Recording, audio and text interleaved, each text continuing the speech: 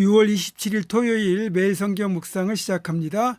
오늘 함께 나눌 말씀은 고린도전서 15장 35절에서 49절입니다. 고린도전서 15장 35절에서 49절의 말씀을 제가 봉독합니다. 누가 묻기를 죽은 자들이 어떻게 다시 살아나며 어떠한 몸으로 오느냐 하리니 어리석은 자여, 내가 뿌리는 씨가 죽지 않으면 살아나지 못하겠고 또 내가 뿌리는 것은 장래의 형체를 뿌리는 것이 아니요 다만 밀이나 다른 것의 알맹이뿐이로되 하나님이 그 뜻대로 그에게 형체를 주시되 각 종자에게 그 형체를 주시느니라. 육체는 다 같은 육체가 아니니 하나는 사람의 육체요 하나는 짐승의 육체요 하나는 새의 육체요 하나는 물고기의 육체라. 하늘에 속한 형체도 있고 땅에 속한 형체도 있으나 하늘에 속한 것의 영광이 따로 있고 땅에 속한 것의 영광이 따로 있으니 해의 영광이 다르고 달의 영광이 다르며 별의 영광도 다른데 별과 별의 영광이 다르도다. 죽은 자의 부활도 그와 같으니 썩을 것으로 심고 썩지 아니할 것으로 다시 살아나며 욕된 것으로 심고 영광스러운 것으로 다시 살아나며 약한 것으로 심고 강한 것으로 다시 살아나며 육의 몸으로 심고 신령한 몸으로 다시 살아나나니 육의 몸이 있은즉 또 영의 몸도 있느니라. 기록된 바 첫사람 아담은 생명이 되었다 함과 같이 마지막 아담은 살려주는 영이 되었나니 그러나 먼저는 신령한 사람이 아니요 육의 사람이요 그 다음에 신령한 사람이니라. 첫사람은 땅에서 났으니 흙에 속한 자이거니와 둘째 사람은 하늘에서 나셨느니라. 무릇 흙에 속한 자들은 저 흙에 속한 자와 같고 무릇 하늘에 속한 자들은 저 하늘에 속한 이와 같으니 우리가 흙에 속한 자의 형상을 입은 것 같이 또한 하늘에 속한 이의 형상을 입으리라. 아멘. 부활은 우리가 반드시 붙들고 가야 할 가장 중요한 신앙의 핵심입니다. 그래서 부활 이후를 소망하며 이 땅을 살아가야 하는 것이 맞지만 부활이 있다는 것 때문에 이 땅에서의 삶을 소홀히 여기면 안 된다는 거죠. 모세가 시편 90편에서 인생이 70이고 강건하면 80이라고 말했던 그 짧은 인생, 영혼에 비하면 한 점에 불과한 이 땅의 삶을 우리에게 주신 이유가 무엇일까를 생각해 봐야 됩니다. 그것은 이 땅에서의 삶에도 최선을 다하라고, 그리고 진정한 삶의 의미가 무엇인지를 경험하라고 주신 겁니다. 심지어는 예수님도 인간의 모습으로 이 땅에 오셔서 이 땅의 삶, 사람의 삶을 체험하지 않으셨습니까? 그런데 부활이 없다고 생각하면서 현세의 마음껏 쾌락과 육신을 누리려는 사람들이 있었고, 또한 부활이 있다고 믿기에 부활이라는 그 영광된 축복은 누리겠다고 하면서도 진정 부활을 위해 자기가 하늘의 미랄처럼 썩어지려고 하지 않는 사람들도 있었습니다. 독일의 신학자이자 보네포 목사님이었던 그 보네포 목사님은 이런 사람들을 향하여 값싼 은혜라는 말을 썼습니다. 그러니까 부활이 있다 없다 라는 논쟁, 부활이 어떤 식으로 이루어지는가에 대한 궁금증도 풀어야 하겠지만 그런 것들을 빌미로 이 땅에서의 삶에 최선을 다하지 않는다면 과연 그들에게 있어서 부활이 무슨 의미가 있겠느냐는 것입니다.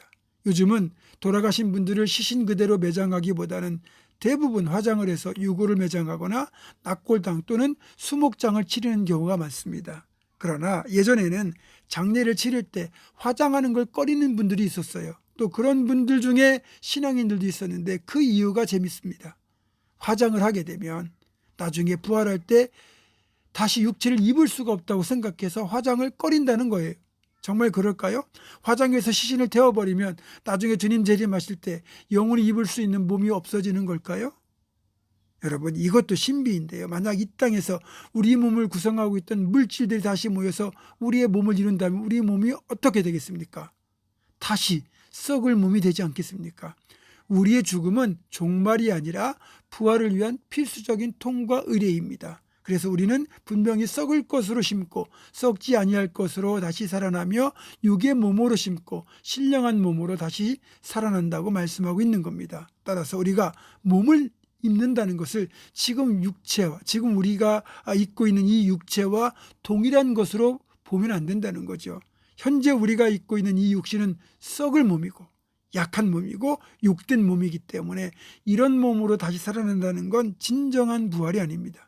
그렇다면 구체적으로 어떤 모습, 어떤 몸일까요? 상상해 보시기 바랍니다. 일단 어느 시절의 모습으로 부활할까요? 10대, 20대, 30대? 가장 아름다운 젊음이 있는 모습이 될 겁니다. 그러면 구분은 가능할까요? 외모적인 기준에서 잘생긴 사람, 못생긴 사람, 키 큰 사람, 작은 사람, 뚱뚱한 사람, 마른 사람 등 다양한 체형이 있는데 이건 어떻게 될까요? 또 우리가 훗날 하늘로 부르심을 받아 천국에 갔는데 거기 먼저 와 계신 분들을 알아볼 수 있을까요? 혹 나이가 든 모습으로 있는지 알아볼 수는 있는지 궁금하겠지만 저는 이렇게 생각합니다. 우리는 분명히 서로를 알 수 있을 것이고, 그리고 각자 나름대로 각자 가지고 있는 자기만의 개성과 아름다움이 극대화된 모습으로 변화되어 우리들의 모습이 각자의 개성이 담긴 아름다운 모습으로 빚어질 것입니다. 나이도 그렇습니다. 예를 들면 저희 부모님도 20대, 나도 20대, 내 자녀들도 20대의 모습이라고 할지라도, 그러나 서로에게 아버지였고 아들이었던 것이나 조부와 손자의 관계를 명확히 인식하고 그 관계가 이어지겠지만 그것이 서로에게 족쇄가 되지 않고 더불어 천국을 누리게 될 것이라고 생각합니다. 분명한 사실은 주님께서 재림하시는 그날 하늘에서 나팔 소리가 울릴 것이고 죽은 자들이 살아나고 그때까지 우리가 살아있으면 우리도 변화되어 하늘로 올라가게 될 겁니다. 아담이 모든 인류를 위협하던 사망의 권세는 완벽하게 깨어질 것이고 더 이상 사망이 우리를 범하지 못할 겁니다. 그러면서 마지막으로 58절의 말씀을 통해 고린도 교회 성도들을 향하여 분명한 부활신앙을 가지고 살아가라고 부탁하고 있습니다. 그러므로 내 사랑하는 형제들아, 견실하며 흔들리지 말며 항상 주의 일에 힘쓰는 자들이 되라. 이는 너희의 수고가 주 안에서 헛되지 않은 줄 알미라. 아멘. 누구라도 어떤 자리에서라도 부활을 부인하거나 왜곡하는 소리를 듣더라도 절대 흔들리지 마십시오. 우리는 더욱 주의 일에만 힘쓰면 됩니다. 그러면 우리의 수고는 주 안에서 절대 헛되지 않고 주 앞에서 상급으로 쌓이게 될 것입니다. 주님 오실 그날까지 변치 않고 충성한 우리가 되기를 주님의 이름으로 축원합니다. 기도하겠습니다. 반드시 재림주로 오실 주님 오시는 그날까지 우리는 이 부활신앙 꼭 붙들고 저 천국을 소망하며 살아가게 하시고 끝까지 부활의 증인으로 땅끝까지 복음을 전하는 삶이 될 수 있도록 인도하여 주시옵소서. 예수님의 이름으로 기도하옵고 이제는 우리 주 예수 그리스도의 은혜와 하나님의 사랑과 성령의 교통하심이 주님 오실 그날까지 끝까지 믿음 흔들리지 않고 부활의 증인으로 살아가기로 결단하는 사랑하는 모든 성도들, 이들의 삶과 가정과 생업과 앞날과 우리 교회 위에 지금부터 영원토록 함께 하시옵기를 간절히 축원하옵나이다. 아멘.